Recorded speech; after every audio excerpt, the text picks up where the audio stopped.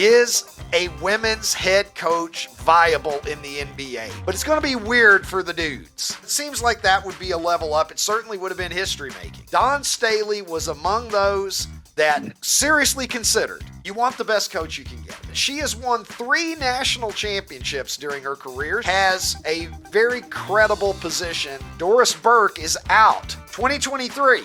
She made history. How would you feel about the idea of a female head coach in one of the big 4 professional sports? This is the Ricky Cobb Show, presented by PrizePicks.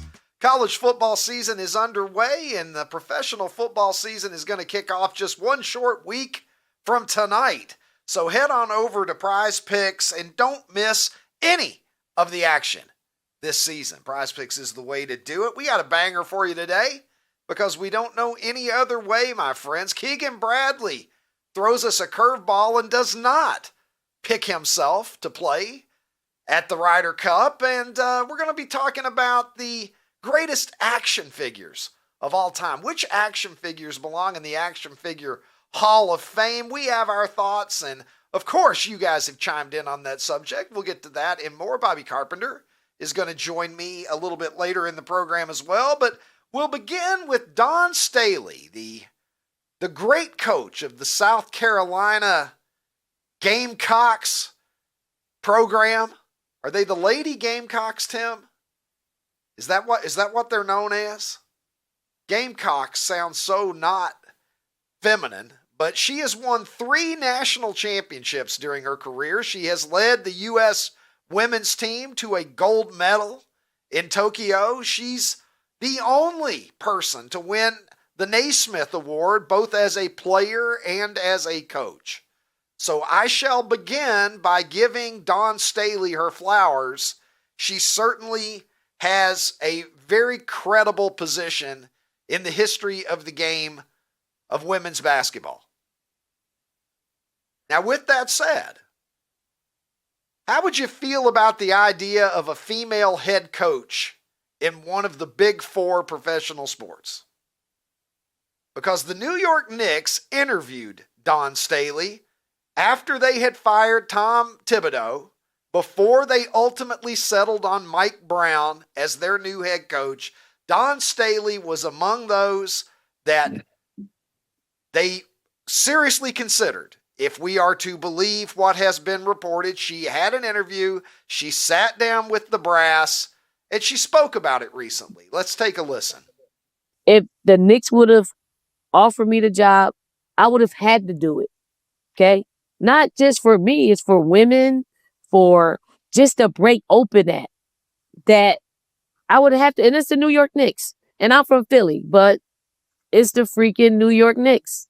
The NBA has to be ready for a female head coach. You can't just interview somebody and say we're gonna hire her. All right, so Dawn Staley saying she would have had to have taken the job. She would have moved on from the South Carolina women's program to Manhattan and taken up residence at Madison Square Garden to be the coach of the New York Knicks. Well, it seems like that would be a level up. It certainly would have been history making.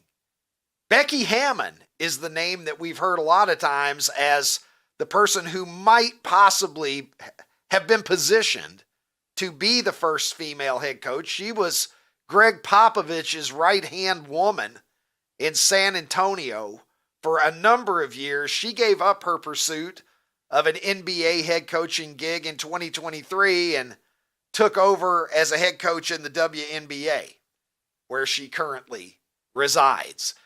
Dawn Staley, however, going on to say, I think I probably lost the job by asking this question. If you hired me as the first female coach in the NBA, how would it impact your daily job? I shot myself in the foot by being a leader, being inquisitive, asking all those darn questions.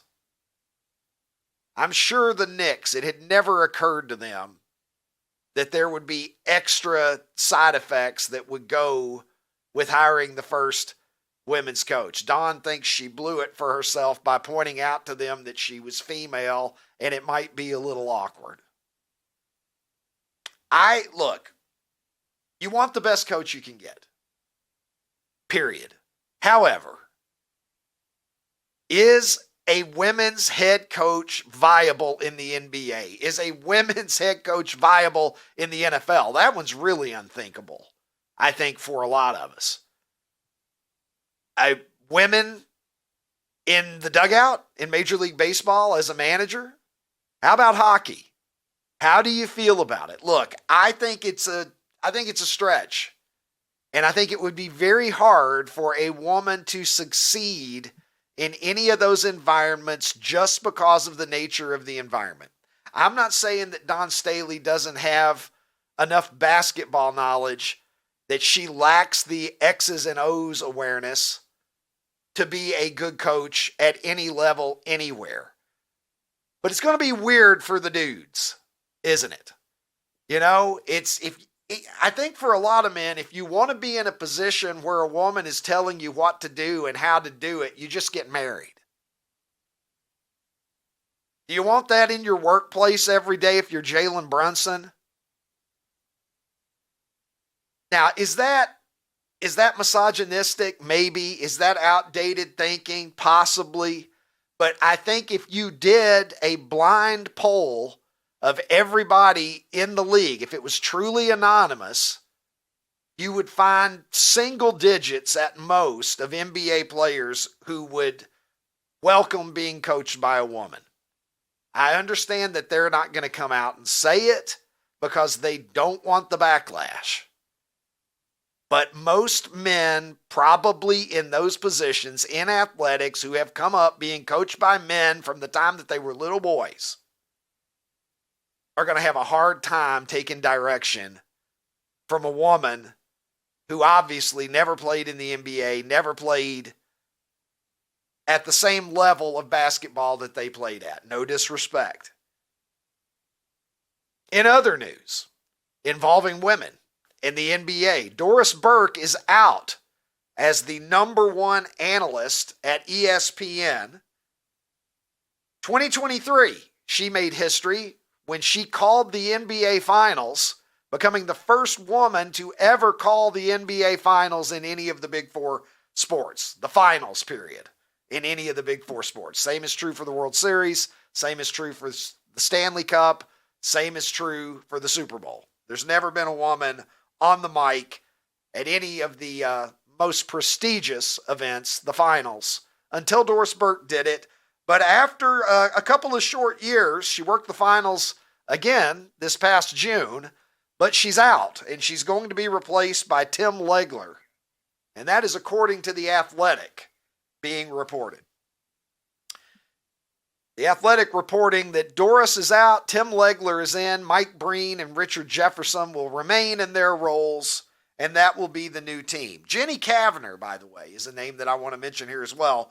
She is the play-by-play announcer for the Athletics. Note that I don't give you any geographic name for them because according to Major League Baseball, don't worry about the fact that they're playing in Sacramento because they're just the Athletics. Jenny Cavner became the play-by-play voice for the Athletics in 2024. And again, Ronnie, I'm going to bring you in for a second. Ron, let me go to my female broadcasting correspondent here on the show. Senior. I'm sorry, Ron. I always get that wrong. Senior women's broadcasting correspondent.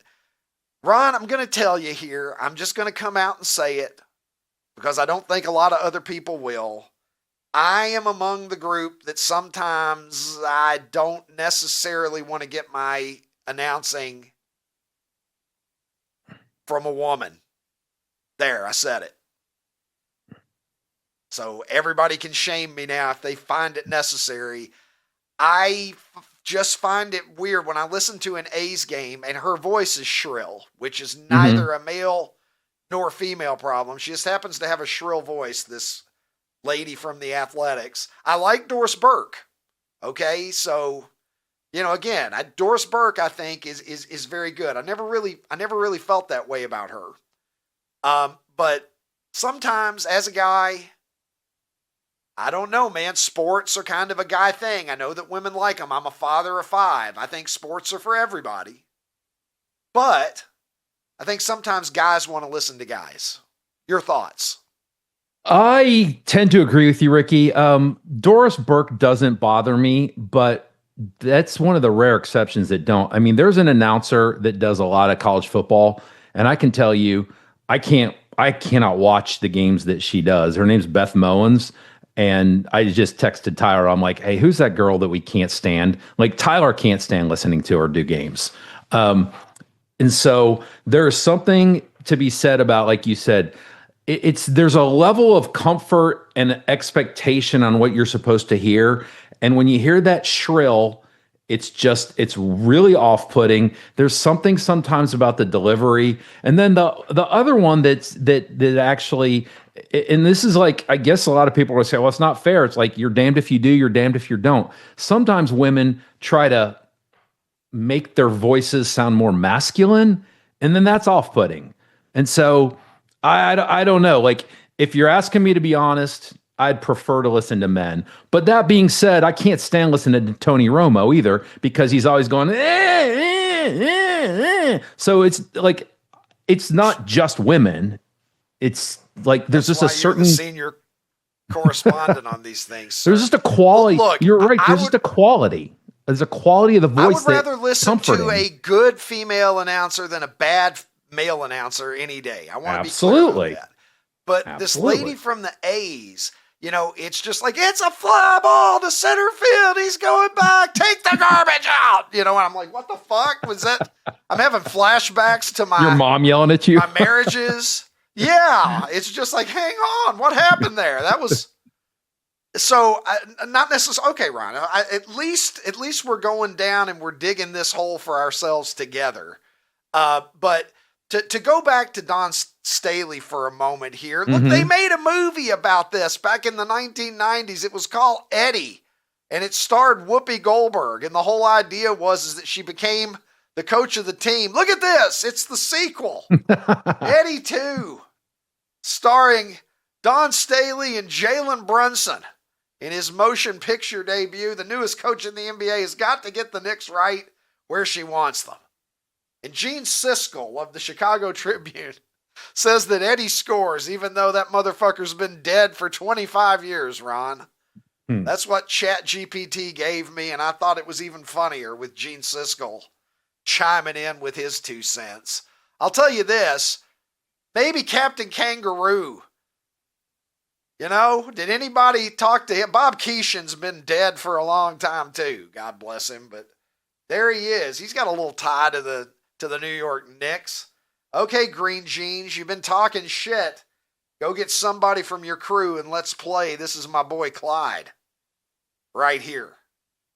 I don't know what kind of a show is going on. I can't imagine a world where you fire Tom Thibodeau to hire Dawn Staley. I don't know how serious they were about it. But if only she hadn't told them. Have you considered, do you realize that I'm a woman? And some things might be different.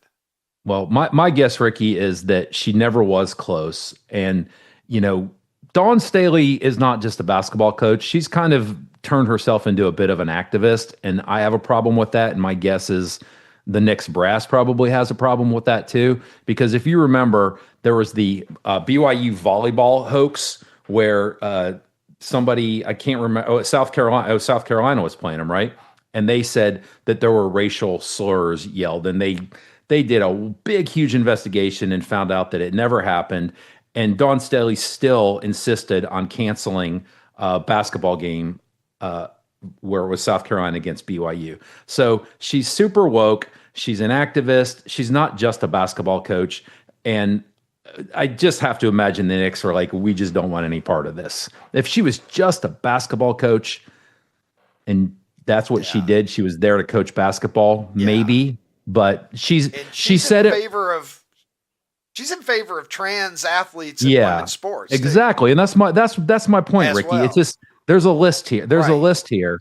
And let's see how into it she is. The first trans 7-footer who comes in and plays against South Carolina. I wonder how long she would still be for it under those circumstances. But Ronnie, first, PrizePicks is simple to play. Just pick more or less on 2 to 6 player stat projections. If you get your picks right, you can cash in and win up to 2,000 times your money back. That's right, 2,000 times. PrizePicks is the best way to win real money this football season. Make your picks in 60 seconds or less, and you can turn your sports opinions into real money on PrizePicks. Download the PrizePicks app today and use my code Ricky, and that will get you $50 in lineups when you play your first $5 lineup. That is code Ricky, R-I-C-K-Y, and you'll get $50 in lineups to play once you have played your first $5 lineup. PrizePicks, run your game, and I am running my game with PrizePicks this season, and I've got a couple of my own picks to share with you today. These are season-long questions of, will Jared Goff throw for more or less than 3,899 and a half yards this season? If you look at the past few seasons, he's been clearing that by several hundred yards. I think he's a better bet to get 4,500 than to go under that. If he stays healthy, even with a new offensive coordinator in Detroit, I think the weapons are there. Jared Goff, I'm going to take more on that question. And Cooper Kupp, who is now a Seattle Seahawk, and he is going to be working with Sam Darnold this season. And Cooper Kupp has not put up great numbers over the past few years, but we've just simply got to ask ourselves, more or less than 699 and a half yards. And while Cooper Kupp has been down in that range for the past 2 or 3 years, he's also been plagued by injuries, playing 12 games a year and things like that. So I think if Cooper Kupp stays healthy, he's a good bet to get not only 700, but I think he's got a good chance at 1,000, and I'm going to go more there. So download the PrizePicks app, get in there, make your own more or less predictions, and feel free to use the wisdom that I just dropped on you to profit. It would make me very happy if you did that, because I feel pretty confident about both of those picks that I just made. And speaking of picks, a little bit of a twist in the story of the 2025 Ryder Cup that's going to be coming up at Bethpage in September.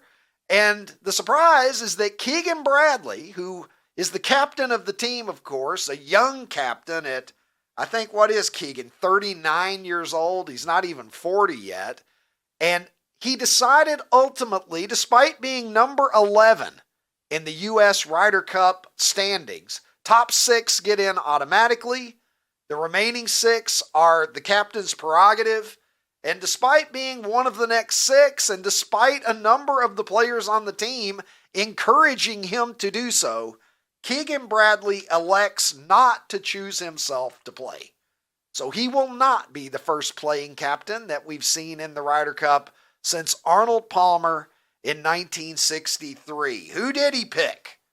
Well, let me tell you, he took Justin Thomas, the 2-time PGA champion, Colin Morikawa, who is a PGA and Open champion. He also took Ben Griffin, Cameron Young, Patrick Cantley, and Sam Burns to be on the team. And Ben Griffin is a name that casual golf fans may not know. A 29-year-old who has been a pretty amazing story this year. He has 2 victories on tour this year. He won the 2-man event down in New Orleans earlier in the season, and then later in the year posted an individual victory as well. This is a guy who walked away from the game of golf in 2021 and was working as a mortgage loan officer in North Carolina. Later returned to the Korn Ferry Tour, and now here he is, U.S. Ryder Cupper, Ben Griffin. So pretty interesting. Griffin saying, going from a desk job to making my way back to the PGA Tour, it's been an incredible journey, and that journey will continue at Bethpage Black. Cameron Young, who just finally, a guy who he's in commercials, and he's a pretty well-known guy, got his first victory on the PGA Tour just weeks ago and is playing quite well, and we'll take that mojo with him here. And with that being said, let me welcome to the program officially the international streaming star who I guess rejoins us. Might be the appropriate terminology in this case for Nashville, Tennessee. He is, of course, Ronnie T-Shirts. And Ronnie, I know that you certainly are a good casual golf fan. I know that it's the majors that perk you up, and Correct. The Ryder Cup is in that category as well, I believe, for you. Are you surprised that Keegan didn't go for it and take himself? I saw his press conference yesterday, and so when we talked about it on the show the other day, I said he should do it. But then I saw his press conference yesterday and why he explained why he didn't do it. And I mean, you have to respect the reason that he said, right? He just says, listen, I was brought on to be the captain of this team, and I want to do the absolute best job that I can do to be a captain.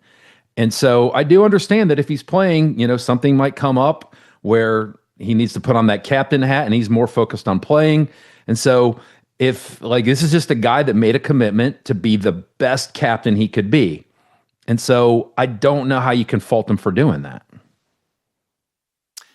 Yeah, I mean, look, I think he's one of our 12 best players. He's one of the 12 best Americans right now. If he feels, however, that fulfilling his duty as captain is going to compromise his ability to play at his or vice best, versa, then that's a question.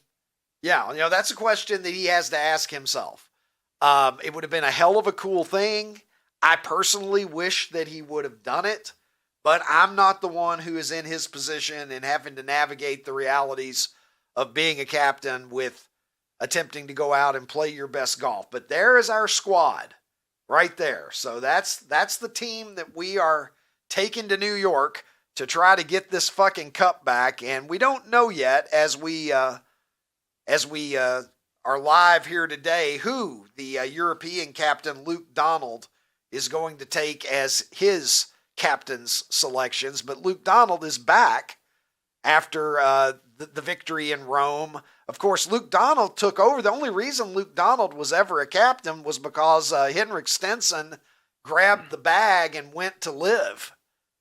He was so ready to grab that money that Henrik Stenson just gave up his captainship that had already been bestowed upon him. And so Luke Donald is back looking to go 2 in a row here with the Europeans. We'll see who they select, and then we'll be able to compare apples to apples with these 12-man rosters that are going to be facing off. Ronnie, let's go to college football here for a moment, and a topic that is near and dear to my heart. This might be the perfect story in the history of the show, Ron.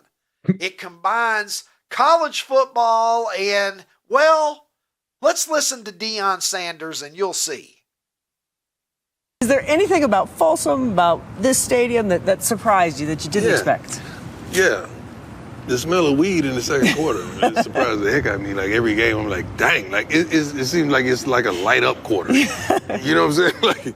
So is this the quarter that y'all chose? Like, I'm serious, it's a TV timeout, it never fails, and I'm like, wow, what's going on? Because I've never been high a day of my life, so that's kind of new to me.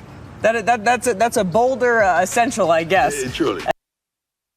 Ronnie, we've got the 7th inning stretch in baseball. Apparently in Boulder, at least, we've got the second quarter spark that takes place. Deion's over there trying to coach with a contact high. Is what it sounds like to me. Yeah. Are you the senior weed smoking correspondent for the Ricky Cobb show? I better be.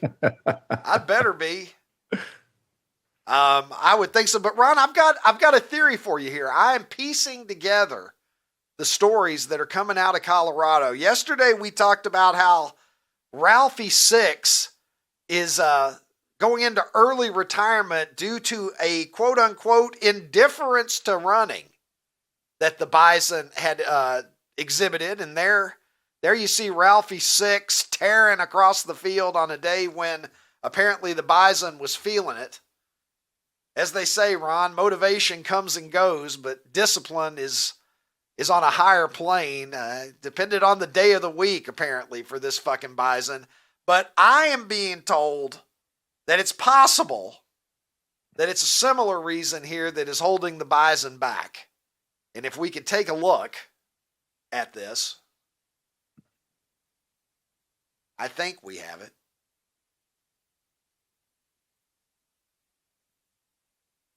Perhaps we don't. I have a feeling I know what we're going to see. I'm looking for what I sent over today to be on the show. And perhaps we have it. Perhaps we have it. Perhaps we have it elsewhere. It's in the show. It's in the show thread. Thought we had that. All right. Well, I set all of that up for nothing, Ron, but it would have been pretty funny if we'd had it. Perhaps we'll have it in a few moments. We got something else good for you right now, however, and let's waste no time going to it because it's time for America's Poll of the Day, and let's go to it now. It's Super 70 Sports on X, where the eagle flies high and then comes down to a nice low altitude and graciously drops off for us 4 good options to consider. And let's take a look at what we've got on this Thursday. This is the last opportunity for someone to get in on the party that we know simply as Championship Friday on this program, when the winners of Monday through Thursday's polls collide in a super smackdown. So we have Ryder Cup today and Lucky Charms, Dire Straits, and Silly Putty, which I believe comes to us courtesy of our friend Jeff Metz. Ronnie, break this one down for me as only you can. Okay, so you're going to call me a communist, but it's not because I'm a communist. So I wish the Ryder Cup was at a different time of the year. I know it can't be, but I wish it was. But, dude, I'm just consuming football, and so I just really don't consume the Ryder Cup. I follow it. I root for the U.S., I watch the highlights, but I don't actually watch it, and I wish that I could, but, you know, football's my first love, Ricky. Week 3 of college football, much too fucking important for you. 100%. You're wondering who's going to beat the Citadel by 63 points that week. 100%. Well, you got the NFL, and you got NFL the next day. Once every 2 year, just historic event. Nope. Not when you can flip on Texas A&M against Rice. Oh my gosh, the Owls! I mean, Owls. Do not sleep on the Owls this year. That's all I'm saying. Ron. Do not sleep on the Owls. All right. I'm disgusted. But continue. I would pick Lucky Charms if it was just the marshmallows. But whatever the cereal part of it is, very bland. Bro, so. I got a Lucky Charms shake. Last time I was in New York, okay, it looked like it was, an interesting dessert option. So I was ordering in at the hotel. I get a Lucky Charms shake. It had not only the marshmallows in there, but like the regular things, and they were all soggy. Ugh. Yeah. Ugh. Just dragged down the entire experience. Was the CEO of Cracker Barrel in charge of making that shake? Like. Oh my God. I do not believe that she was involved, although they couldn't have fucked it up any worse if she was. No doubt. Quite frankly. Dire Straits, you know the category, Ricky. Never going to choose to listen to them. It's fine if I hear their music, but I will never choose to listen to them. And Silly Putty, I mean, Silly Putty's versatile, dude. Silly Putty's so versatile. You can bounce it. You can stretch it, like almost like it's a, for your, if you got nervous, whatever. But then, more importantly, there's one fucking thing in this entire poll that you like, and the reason that you like it is because you're excited to stretch things. This is what I've learned today. That's your criteria. You're just like, I can't stretch the Ryder Cup. Whoa, wait. No, but most importantly with Silly Putty is the ability to put it down on the colored funny papers and then stretch it and distort it. That's gold. Well, now you're talking. Gold. If Hagar the Horrible Exactly. It's been stretched into a funny shape. It's game on. That was the best use of silly putty by far, by the way. So here's the deal, Ricky. I was very clear. I don't dislike the Ryder Cup. I just wish that it was another time. I'm still going to pick the Ryder Cup. It's still the best option on here. Okay. Wow, you're like, I won't watch it. I don't give a fuck. I didn't say I don't give a fuck. And you're voting Ryder Cup. If you gave a fuck, you'd be watching. God, it's crazy how angry this makes you. If you don't care enough to watch, if you don't care enough to watch, don't pretend you like it. So you can't care about that's where I'm something coming and not from. consume it if you like something better in the consumption.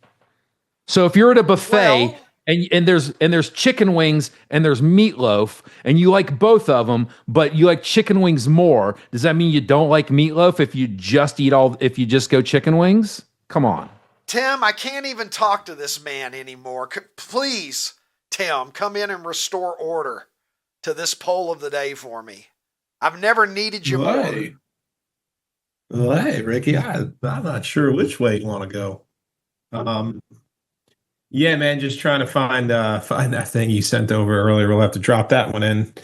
I don't know, Ron. Like, you could just appease them, right? You could just say shit to make them feel good, but you're true to yourself. Not you're what true I to do. Yourself, so. Silly putty is sneaky good. You guys used to use it over the cartoons. My signal's breaking up, so I'm going to go quickly here. I like silly putty. I think you're going to be disappointed. Frosted Lucky Charms, magically delicious. They're magically delicious. Yeah. All day, every day. That's my vote. I don't know, man. I don't know. I think the moral of the story is whoever wins this one today is probably going to get absolutely beaten tomorrow like a narc at a biker rally. But let me go through these four. Look, I love the Ryder Cup. I'm going to be watching. It's like a team major, and it's rarer than a major. We get 4 majors a year, but we only get the Ryder Cup every other year. So I'm excited about it. I'm going to be watching that one. That's going to be my vote. Lucky Charms, they're probably below the median level of cereal for me. I will enjoy a box of Lucky Charms about once every 4 years. About every time we have the Summer Olympics, I'll get a box of Lucky Charms, Ron. Dire Straits, I'm a big fan of Mark Knopfler. Sultans of Swing, Money for Nothing. We could go down the line. He's got a song called Song for Sonny Liston, although that is not a Dire Straits record. That's just a Mark Knopfler record. But big fan of him. He is, in fact, a bad motherfucker, as Rex Crum noted earlier today that I have called him that. And then Silly Putty's great, but the last time, God, dude, when was the last time you had a handful of Silly Putty, Ron? When Tyler was a kid. Yeah, forever. So I'm going to vote for the Ryder Cup with a hat tip to the badassery of Mark Knopfler. Let's go ahead and light the candle and see what happens here. I think Dire Straits is going to win, Ron. That's my projection. But there's only one way to find out. The proof is always in the pudding with America's poll of the day. Because the public decides, and it is going to be the Ryder Cup that is going to move on. Probably just, probably 30% of that 35.9 is people that would rather be watching college football, Ron. Because that's what you tell me is the normal reaction to have. Dire Straits second, Lucky Charms third, and a little bit of a sad performance for Silly Putty here, Ronnie. Just slightly below the Mendoza line.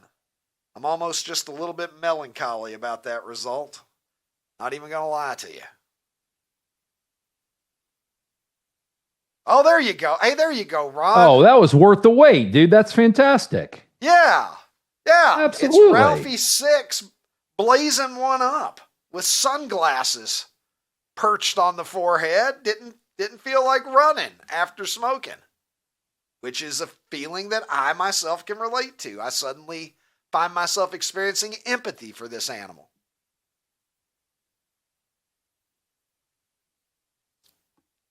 All right, Ron. Is that John Fogerty running that bison out there?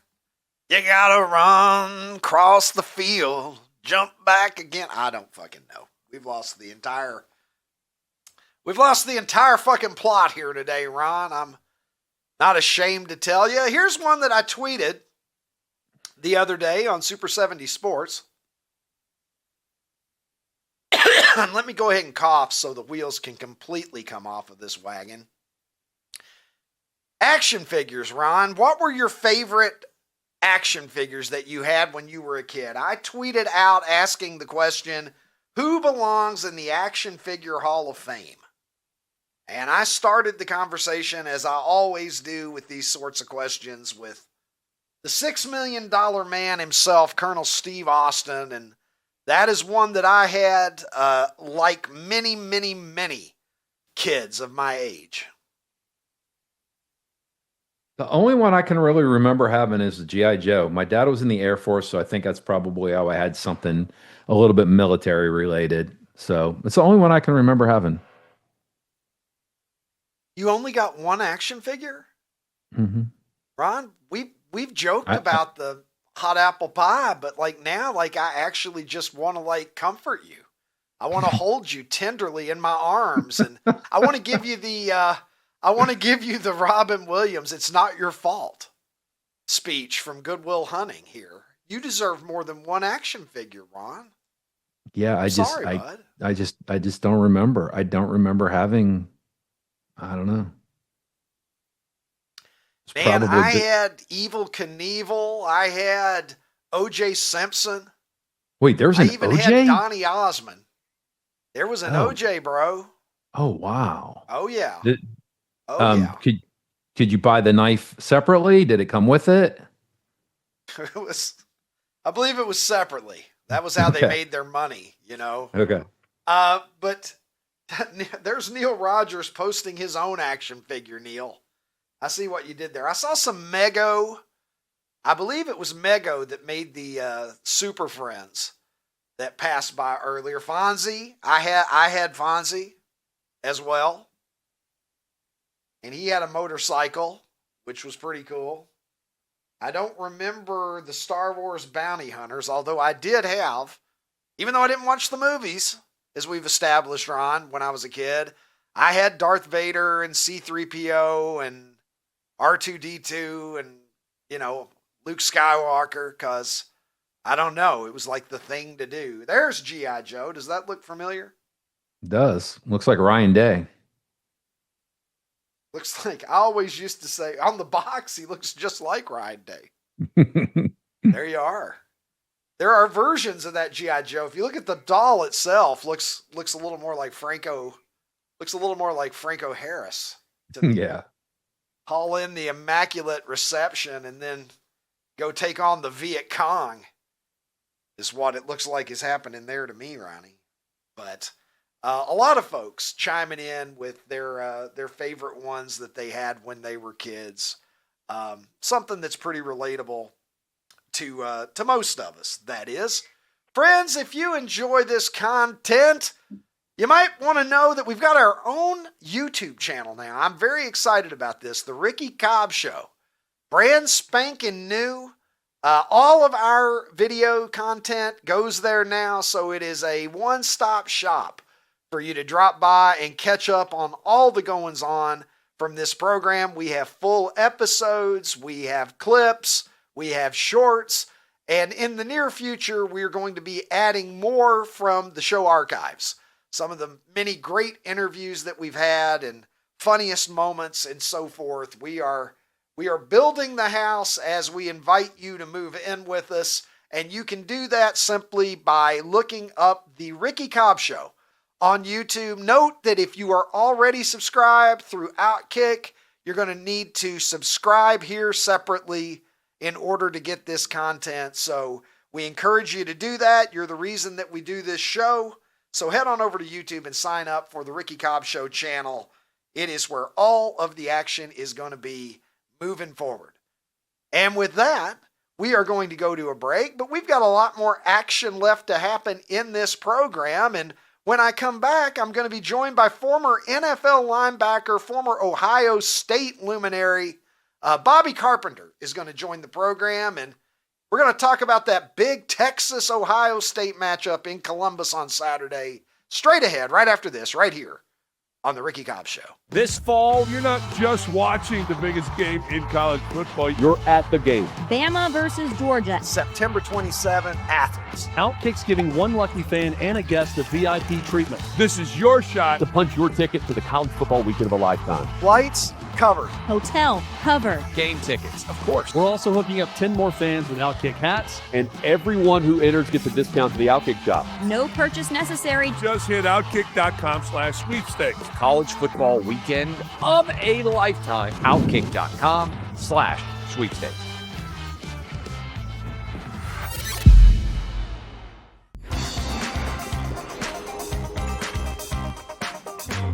My guest today is a 7-year NFL veteran after a standout career at the Ohio State University. It's my pleasure to welcome to the program the host of the Bobby Carpenter Show, Bobby Carpenter. How's it going, man?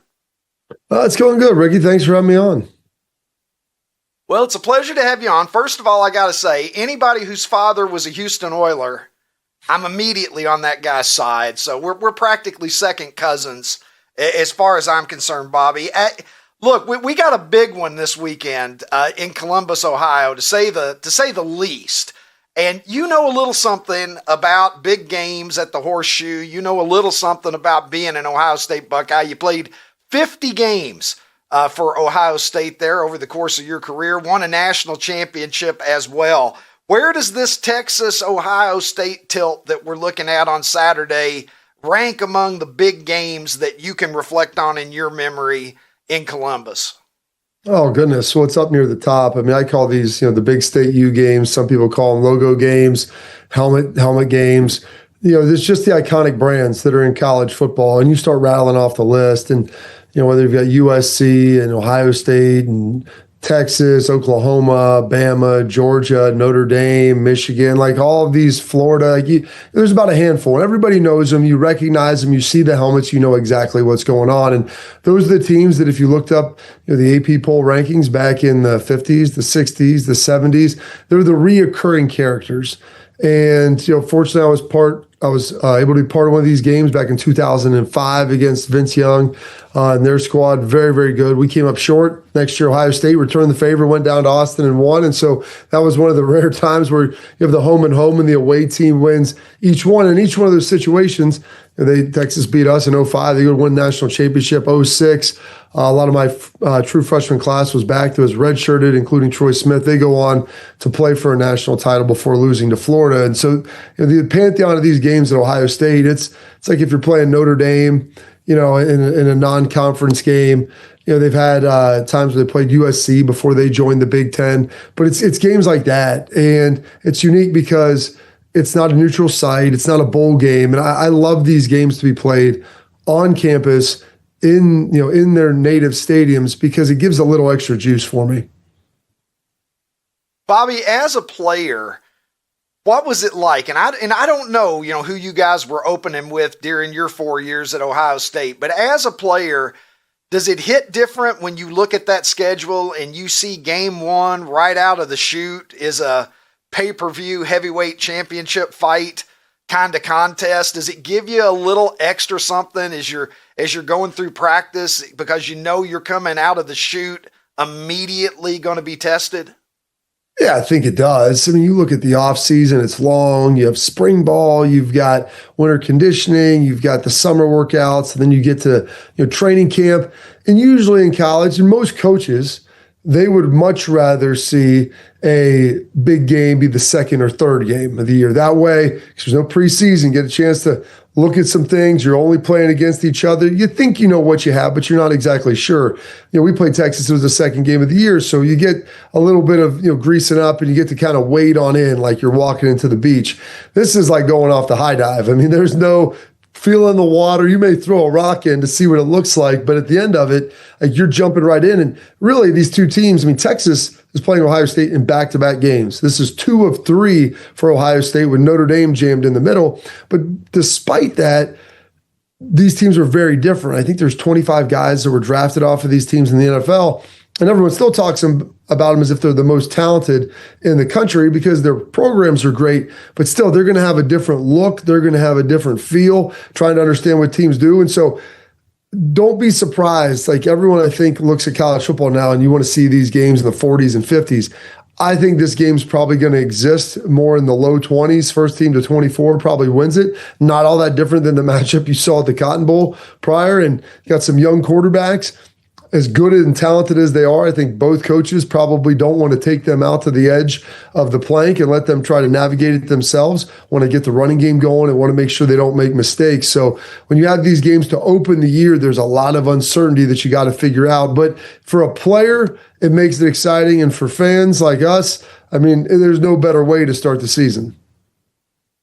Well, you look at it on paper and you see Texas and Ohio State, and the uninitiated might ask the question, what the hell does Michigan have to do with this? But as you know, Dave Portnoy, who is the ultimate Wolverine troll, I suppose it would be fair to say, you have found yourself embroiled in a little something of an online feud with Dave Portnoy in recent times here.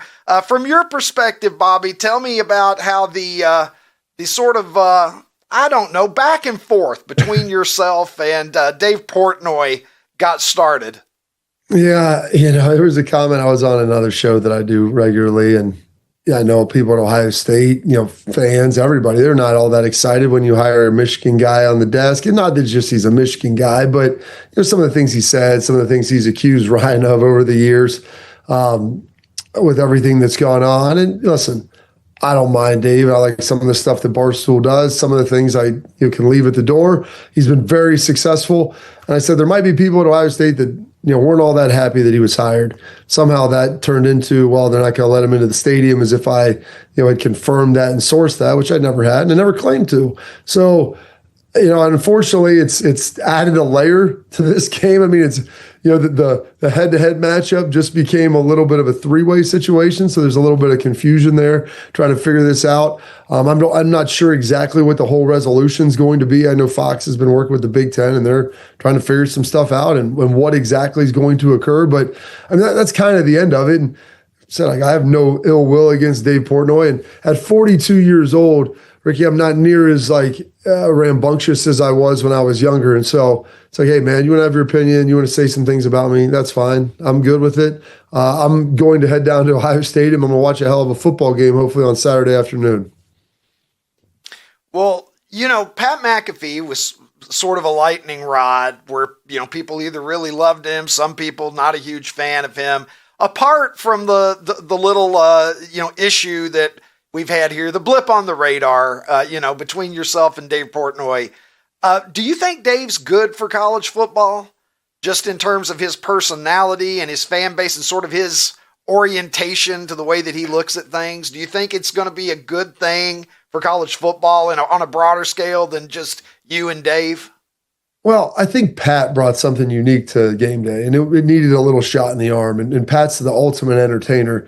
But the guy also has football experience. And he played football at West Virginia. He was a punter, a kicker, punted a long time in the NFL, very successful. Hell, he got his start at Barstool and has done a great job. And I consider Pat a friend, and I really enjoy it. He's one of the most genuine and good-hearted people you'll find. I've never really talked to Dave like that. I'm not sure as to kind of his motives and what he's all about. I think it will bring added attention. It'll bring probably a new group. And I know a lot of, whether it's the NFL or college, they're continually trying to expand their viewership base. And this goes after the digital element and maybe another element of people that, I don't know, I think most of Portnoy's group is probably those that would fall in the subsect of people on the Venn diagram that kind of watch college football anyway. But I'm sure he's going to bring an added level of interest. And, whether people love him or hate him, some they tune in to watch. And so, if you're Fox, you're trying to garner eyeballs. And so that's probably a good thing for them.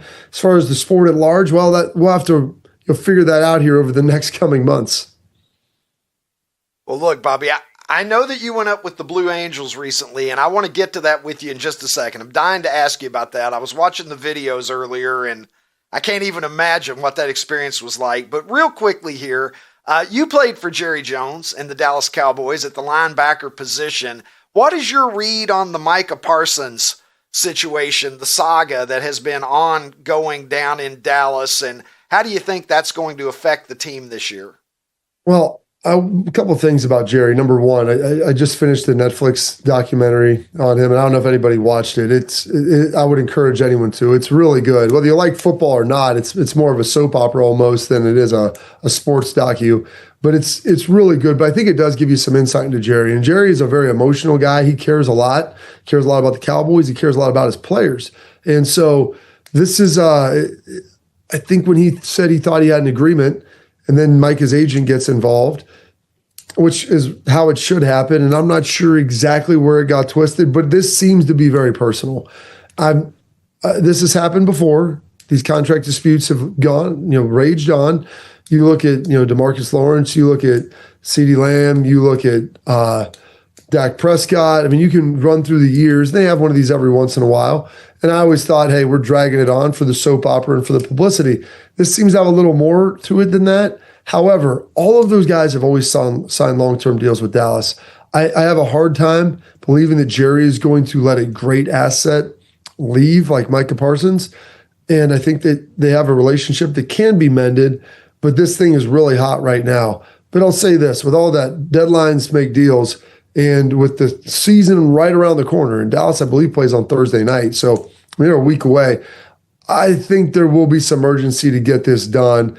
And it wouldn't surprise me if Micah and Jerry are arm in arm and best buddies again. All right. Now, I saw Top Gun when I was in high school, and Kenny Loggins, singing about, going into the danger zone. And I went and saw Top Gun Maverick with my kids here a couple of years ago. And just watching that stuff has me on the end of my seat. You are now among the chosen few who know what that actually feels like. Bobby, tell me about the experience, how it came to happen, and what it's like going up there and experiencing firsthand what those guys do. Well, a good friend of mine, AJ Hawk, who's actually on the McAfee show, he's gotten to do a ride with the Blue Angels and the Thunderbirds. And it's 50 miles an hour. Try to equate it to someone of what it's like. It's like the equivalent of like flying. Commercially, it would be like riding a golf cart. And then this would be like driving a Maserati, except there's nowhere that you can go buy an F-18. I mean, these planes, they'll go 1,100 miles an hour, I think, if you let them. Their acceleration is crazy. You see the pop-up here. And there's no other way to train or prepare for that. It was one of the most remarkable experiences, while also being the hardest thing that I've ever done in my life, trying to survive that whole hour, not pass out. Major Scott Locks was amazing. Call sign Goldie. His wife is a Buckeye. She's from Central Ohio. They met at the Naval Academy, and she's trying to coax him to moving back here. But I love Top Gun. I've always had immense respect for our men and women in uniform.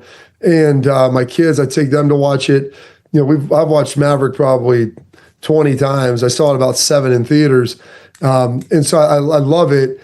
And I always knew it was hard. I never knew just how hard it was. And so we have the best pilots in the world. These people are incredibly smart. They're intelligent. They're courageous, and they are tough as hell. And I wish I could say anything else. Like, there's no other, you can't describe it to someone until they've actually kind of been a part of it, because it's like nothing else you ever experience on this earth. At one point in the video, he had you upside down, and I don't know what he said. He was going 450. I don't know. He wasn't going nearly as fast as it can go, but you were only like 1,000 feet off the ground. What was the wildest part of it for you? What thing that he did? Because I know he was doing all kinds of stuff. What part of it was the highlight of the entire experience being up there for you?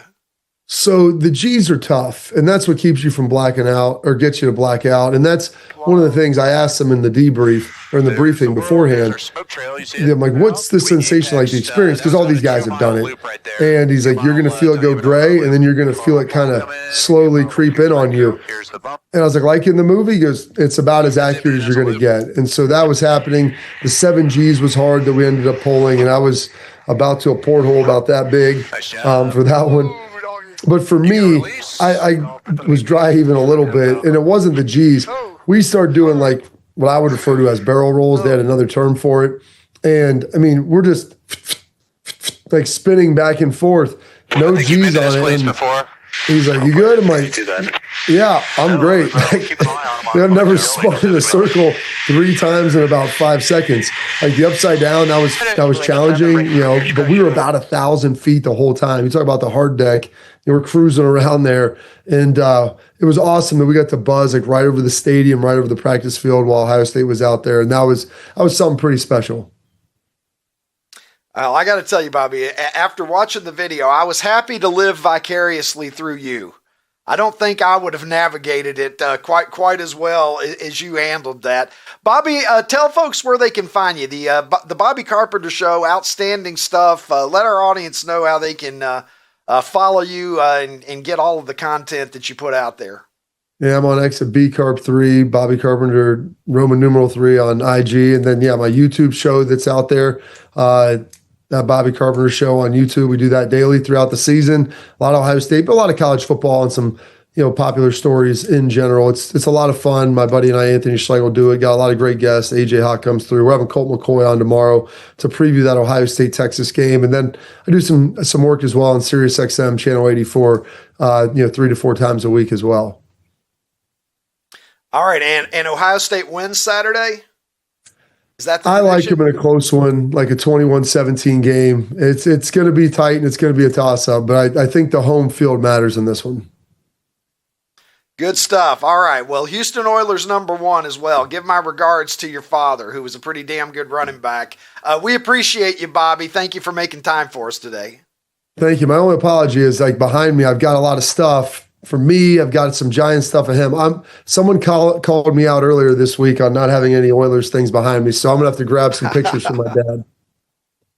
Yeah, that would be a good move. That's a good move. More Houston Oilers in the world, as far as I'm concerned. Thanks a lot, Bobby. Thanks, Ricky. Have a good one.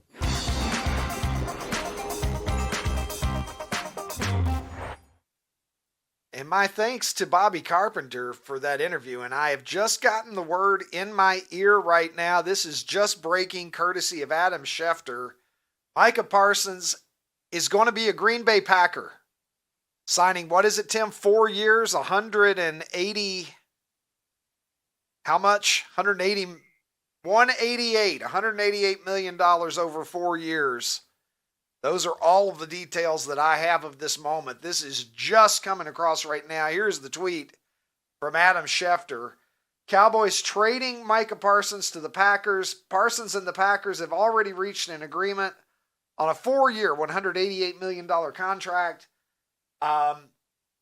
Let's see here. All right, so there you go. Highest paid non-quarterback in NFL history. So it is a story, obviously, that more details are going to be following. But we know the key component here is that Micah Parsons is going to be a member of the Green Bay Packers. And let me bring in Ronnie T-shirts now. I was just asking Bobby Carpenter about what was going to happen there in Dallas as one former Cowboys linebacker commenting on the status of another. And now we have that resolved a lot more quickly than I anticipated when I was talking to him.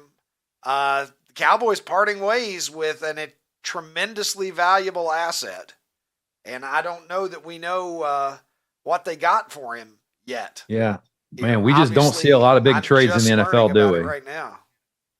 No, we don't. Yeah. So it'll be interesting to see what the haul is for the Dallas Cowboys in moving a guy who is a real difference maker. I mean, that is a hell of an acquisition for the Green Bay Packers, who, they've got a good team, and that is going to change the complexion of their defense. Absolutely. There's no doubt about it. Ron, going back to the conversation that I just had with Bobby Carpenter, clearly you guys are both Buckeyes. I put him on the spot there at the end and asked him if Ohio State was going to win this game with Arch Manning and the Texas Longhorns. He said that he thinks that Ohio State will get it done. You're 2.5-point favorites. What is your breakdown in terms of not what you want to see happen, obviously, but what you think actually will happen in this game? So, Texas only has one starter returning on their offensive line, and that's the center. But on the other side of the line, we threw a lot of guys went into the NFL. So it's just, dude, it's going to be one of these things. I'm not going to sit here and say Ohio State's going to win this game. I'm not going to say Texas is either. Like, I have absolutely no idea. I mean, in fact, you mentioned the line. I don't even know if I'm going to bet at all or this much this weekend because, man, we don't know anything about any of these teams. They're all different from last year. We need to get at least a game in there before we start to have some semblance of an idea of, especially when closer teams are playing. Like, Saturday night, Clemson and LSU are playing. I don't know who's going to win. Like, I need to see those teams play before I start, betting my money to see who's going to win. But yeah, man, I have no idea. Arch Manning is, much ballyhooed, but Julian Sayin, our quarterback, was a 5-star, was supposed to go to Alabama. He transferred to Ohio State when Nick Saban left. So I don't know. The bottom line is we have Jeremiah Smith on offense. Texas shut him down in the Cotton Bowl last year. So I can't believe they're going to shut him down twice. So I don't know, Ricky. I'm going to be there, and I will report live from the stadium if necessary. But yeah, I don't know. I can't say. I have no idea who's going to win. Nothing would shock me. Ronnie has no idea. Well, don't gamble on it then, Ron. I'm not going to. I would advise I'm not you going not to do. Micah Parsons has a statement here, I'm being told. So let's go to it. A letter, in fact, to Cowboys fans, and he's detailing his time growing up. But if you go down to the third paragraph here with me, he says, I never wanted this chapter to end, but not everything was in my control. My heart has always been here, and it still is, through it all. I never made any demands. I never asked for anything more than fairness. I only asked that the person I trust to negotiate my contract be part of the process. So going on down to the end, saying thank you, Cowboys Nation, for every cheer, every moment, every ounce of love you showed me. Wearing the star has been the honor of my life. With gratitude and love, number 11. So Micah Parsons' relationship with the Dallas Cowboys fan base, still warm, at least as far as Micah Parsons is concerned, but it sounds like the relationship with Jerry Jones may not survive this, from what I can. What do you think Jerry Jones thinks about this whole trade unfolding? Well, I plied Micah with some wine and various other alcohols, and he agreed verbally to come and sign an extension with the Dallas Cowboys, but then his agent heard about it and said that I operated unethically in the scenario there. Micah was conscious through the entire conversation. I would like everyone to know I only used a minor amount of fentanyl on the evening that Micah agreed to the extension. So I don't know. That's also breaking. That's what I've got. That's Amazing. what I've got. All it's right. It's a real life what the fuck Ron. It's a real life what the fuck Ron. It's a real life what the fuck Ron. Yeah. You just don't see a trade like that. Holy smokes! No, I'd love to know what the compensation. It's got to be a couple draft picks or something. Holy shit! One would think. I mean, one would think, because look, the Packers are going to be happy to pay him $45 million a year or whatever it amounts to. My back of the envelope math, a little more than actually a little more. 47. I think $47 million a year is what that is. So. Well, they're going to be paying. I hope for the Cowboys' sake that they got something of value rather than just having him removed from their roster. Because if the Packers didn't give up a lot, this is a hugely great move for them. Their fans have got to be absolutely psyched for this. How's that for a surprise a week before the season starts? I bet Micah's back magically feels better. I have a feeling that he's going to be out there, Ron, is my expectation. Oh, my back. I have a feeling my back feels fine. My back feels fine. Look at that. I don't even need to go see the chiropractor now. I seem to be solid. It's a miracle. It's It's a miracle in August, baby Jesus. All right, so with that being said, we're going to take it to a break. And when we come back, yeah, of course we have saved some good stuff for you. Would we do anything else? And one of the things that I'm going to do is ask Ronnie the question that I love to ask him this time of the day. It'll all happen straight ahead right here, right after this on The Ricky Cobb Show. This fall, you're not just watching the biggest game in college football. You're at the game. Bama versus Georgia. September 27th, Athens. Outkick's giving one lucky fan and a guest a VIP treatment This is your shot to punch your ticket to the college football weekend of a lifetime. Flights covered. Hotel covered. Game tickets, of course. We're also hooking up 10 more fans with Outkick hats, and everyone who enters gets a discount to the Outkick shop. No purchase necessary. Just hit outkick.com/sweepstakes. College football weekend of a lifetime. Outkick.com/sweepstakes.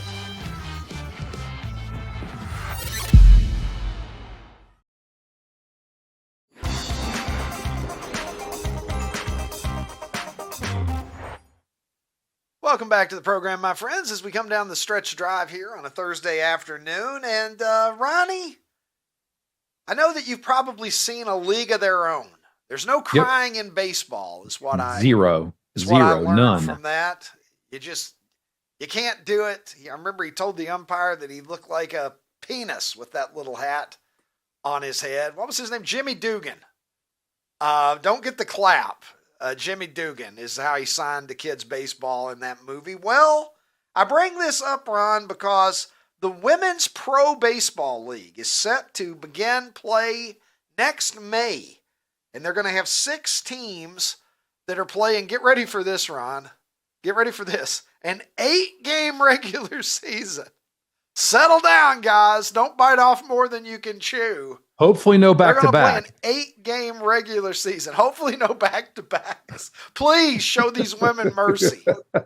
Women's Professional Baseball League owners. And will there be don't make them play women back-to-back announcers or games. male announcers? Which one do we know? I don't know. I don't know if it's women announcers or male announcers, but I do know that they already are complaining, saying that they deserve more money, Ron. There may be a lockout before the season begins. And they're getting together all of their social justice causes so that they're ready to go, no doubt. But the main story here right now with this, and kind of the thing that is getting people's attention, is, do you remember the name Monet Davis? 100%. Ronnie? Little League I World had Series. not thought about her in years. You're right.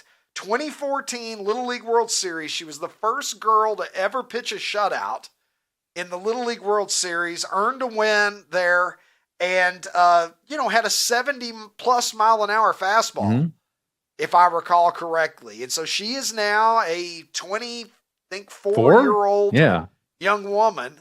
Yeah, I believe so. And she is apparently going to be a part of this women's pro. Will the other players in the league will. be super jealous of her?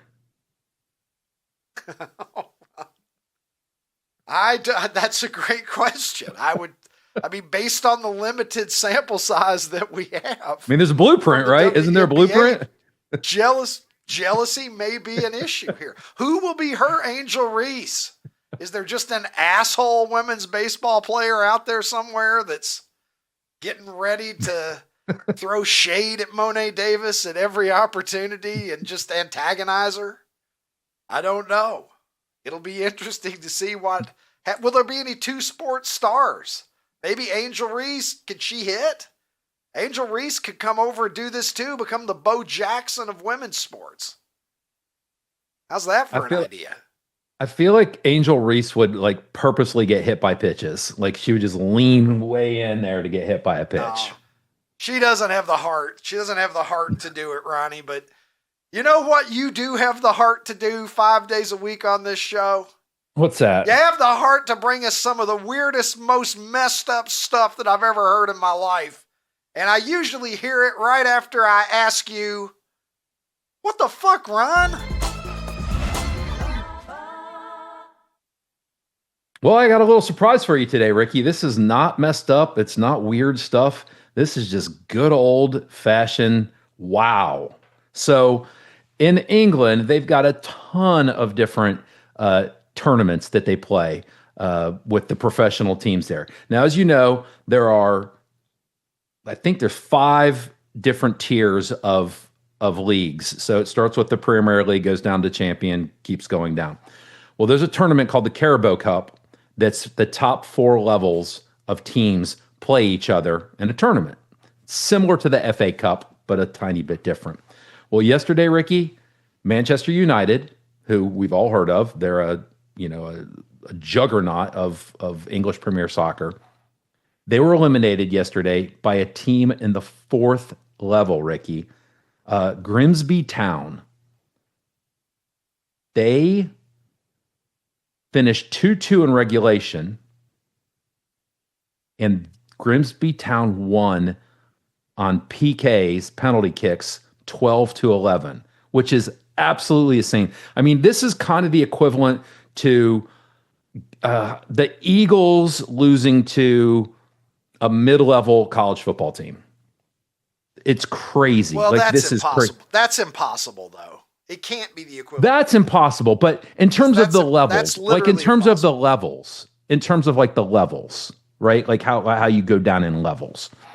After the game, they were interviewing the goalkeeper for Grimsby Town, and he said, I'm not even going to try to do an English accent. He said he was half fuming because he's a huge Manchester United fan, which I just thought was very, very raw, very honest, very real, like how passionate they are over there. Like this kid that's 4th level, he's like, I love Man U. And then he beat him. He's like, I can't believe Man U lost to this 4th level team. So wild upset over in England. Is this like a 16 seed beating a number 1 seed? Is that kind of the level, or is it even worse than that? Yeah, that's a better, Ricky. That's a better comparison. Yeah, that's like UMBC beating Virginia, like they did a few years ago. Yeah, that's a much better comparison. So I'm going to move from this. I know that you find soccer boring, and I know a lot of people find soccer boring, Ricky. So I ran across this new sport. It's called Sepak Takraw. It's from Southeast Asia. You got to pay attention. What? Sepak Takraw. I don't know if I'm paying attention, Rod. There's watch this. Watch this.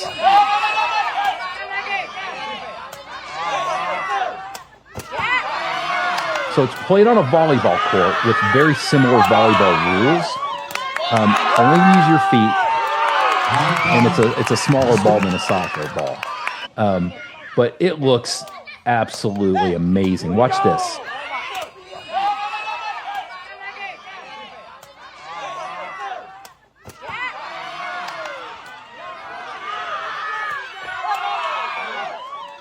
So yeah, so if you find soccer boring, this is another sport for you. And Ricky, how the fuck are they doing? How are they returning them? That's the truly amazing part to me. Yes. I mean, it's impressive enough the way that they kick them, but how can they react to return them so efficiently? Yeah, we've all seen bicycle kicks in soccer, right? And so that's kind of what they're doing is bicycle kicks. But to return it, Ricky, you're right. It's mind-blowing. And they're not they're like returning it, and it's not just getting a foot on it. Seems like it would be hard to do, but they're returning them back into play. Yep. That's stunning. Yeah. And so if this isn't enough for you, this I know is for you.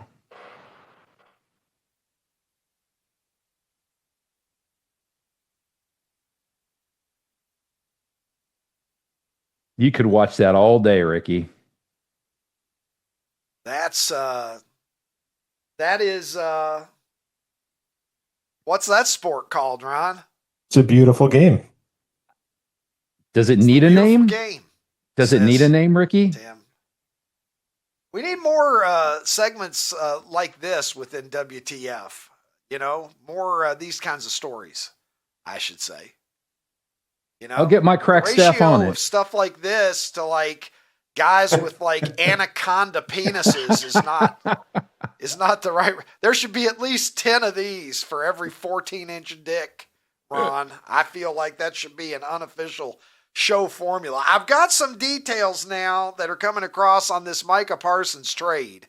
The Cowboys get, per Adam Schefter, the Cowboys get 2 first-round picks plus defensive tackle Kenny Clark, who is a 2-time Pro Bowler. So they get a Pro Bowl caliber defensive tackle and a couple of first-round picks for the disillusioned Micah Parsons.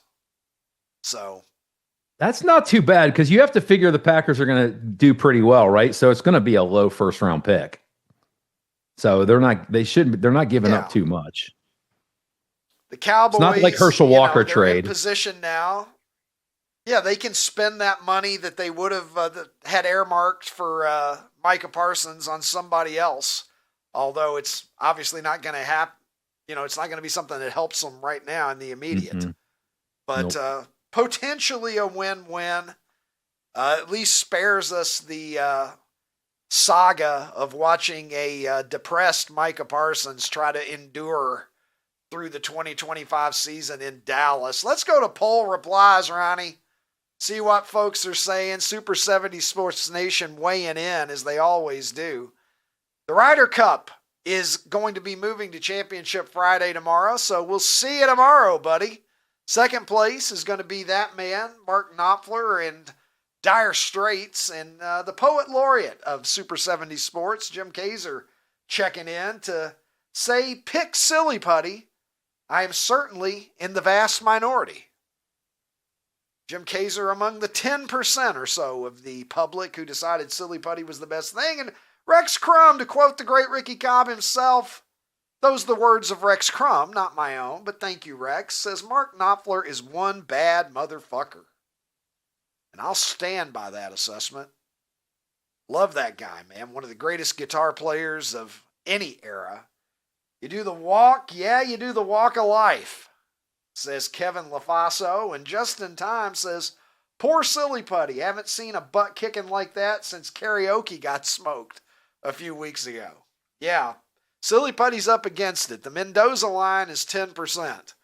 I'm not sure if Silly Putty is going to be able to get above that and stay there or not. My friends, as we are repeating a lot this week, we have a new YouTube channel. Head over to YouTube and find us at The Ricky Cobb Show. Yeah, that's right. We've got our own channel now, and all of the Ricky Cobb Show content is going to be conveniently located in one place for you, and you can consume it all very easily by simply going to The Ricky Cobb Show, clicking subscribe, and you're going to be locked and loaded for everything that we post. That includes full episodes. That includes highlight segments from each show, shorts, and all of the archival content that we're going to be filling the page up with in the coming weeks and months. So if you enjoy the program, this is the place to be. Your previous subscription, if you are in fact subscribed on the Outkick channel, is no longer valid. So we need you to head over to The Ricky Cobb Show and subscribe there, and you'll be sure that you won't miss anything. All right. So with that being said, we're going to say goodbye right now. My thanks to Ronnie T-Shirts, as always. My thanks to Bobby Carpenter for dropping by today and the conversation that we had about the Texas-Ohio State game and his little dust-up with Dave Portnoy. My thanks to Molly and Colin and Adam in Nashville, to P.A. Jarrett, and, of course, the finest producer in the business, Producer Tim. But most of all, as always, I thank you, you sweet bastards, because you're the reason that we do this. You're the reason that we love this. And you're the reason that I love you and appreciate everything that you have brought into my life, not just here, but through Super 70 Sports. So drop by and see me later at Super 70 Sports. You know that I'll be cooking something up for you. And let's make a deal that we'll meet right back here again tomorrow when we will get the weekend started early and we will get the weekend started right, when we tee it high and let it fly with another episode of The Ricky Cobb Show.